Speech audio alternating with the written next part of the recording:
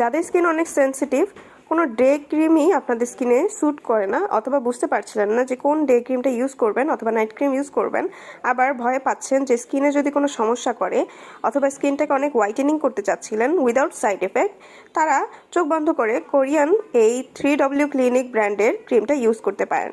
এই ক্রিমটার নাম হচ্ছে 3W clinic crystal white milky cream. স্কিনকে গ্লো এবং ফর্সা দিবে এবং আপনার স্কিনে গোলাপি আভা আনবে, ত্বকের বলিরেখা উইঙ্কেলস দূর করবে, ডার্ক স্পট থাকলে রিমুভ করে ফেলবে এবং ত্বককে করবে স্মুথ এবং সুন্দর, ত্বক হয়ে উঠবে দীপ্তিময়।